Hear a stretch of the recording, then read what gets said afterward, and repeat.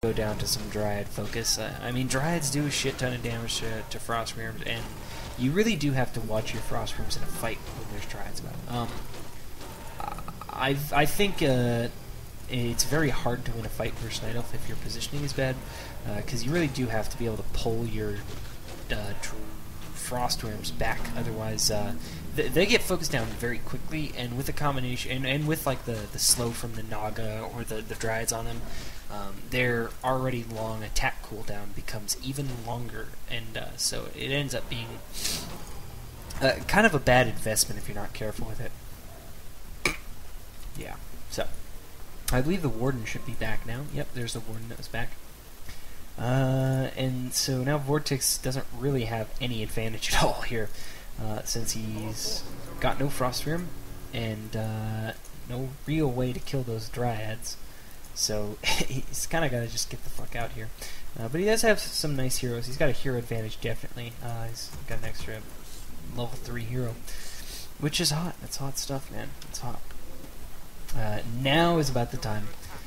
Right now you get the "Your gold mines are low" message.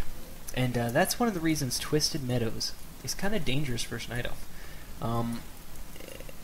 Is because the sort of Night Elf, one of their greatest strengths is that sort of free expansion that they get for walking the tree.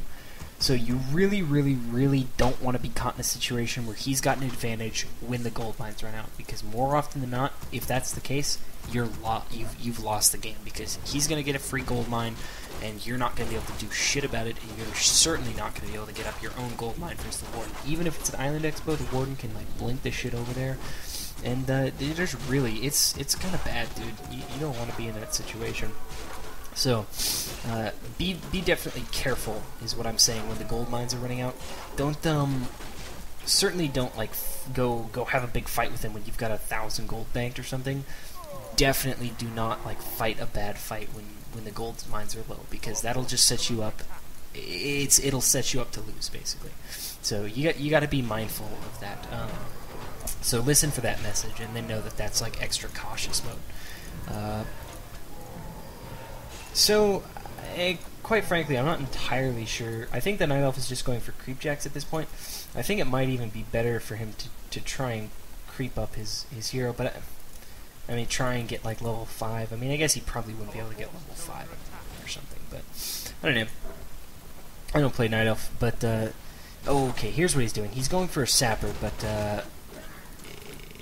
the Sapper can blow up 2 Ziggurats if they're literally right next to each other, like if there's one space in between, but there was actually 2 spaces in between those two, so it didn't double KO, which was pretty fortunate for Vortex.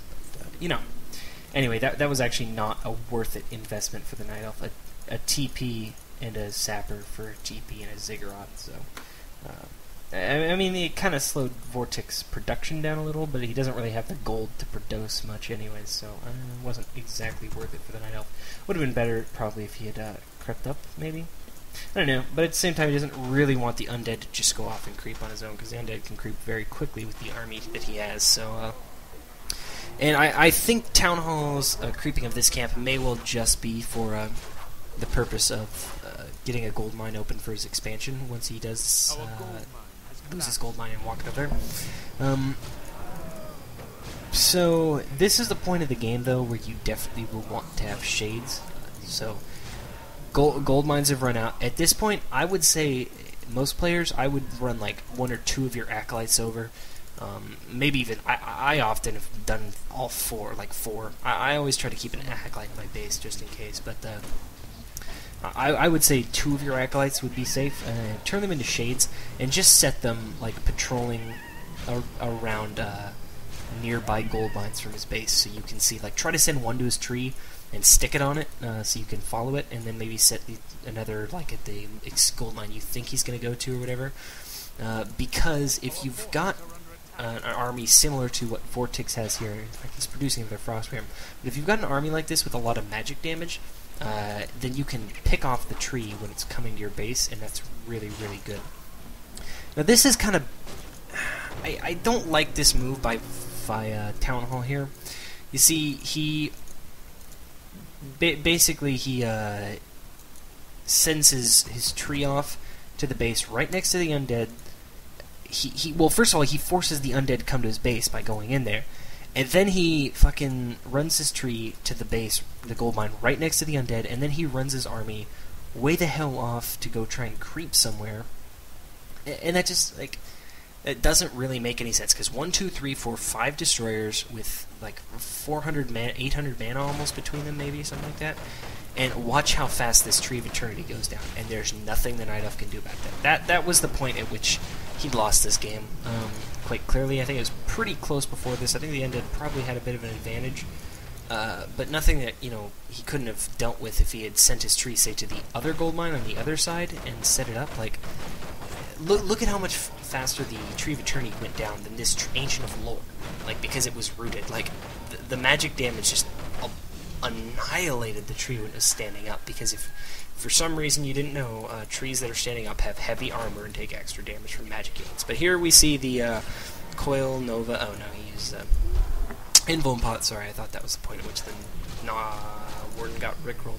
I mean, at this point, there's really nothing. Okay, there's really nothing that Night Elf can do.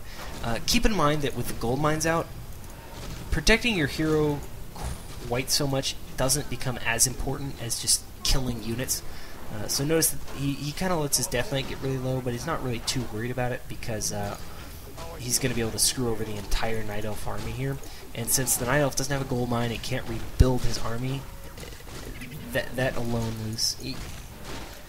Basically what I'm saying is that units aren't as expendable at this point in the game as throughout the rest. Sorry, I'm not entirely focused here tonight, but has been quite a while, and I really do want to get a commentary out. So hopefully, I know this hasn't been my best work, far from it, in fact. A lot of people will probably tell me, hey, your audio commentary sucks.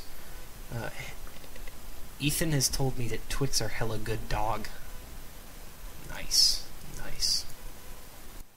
I know this isn't my best work, it's far from it, in fact, but hopefully you learned something from it. You took out some of the ways to deal with the Warden. If nothing else, just know that the Warden's a bitch. Thank you very much. See you next time.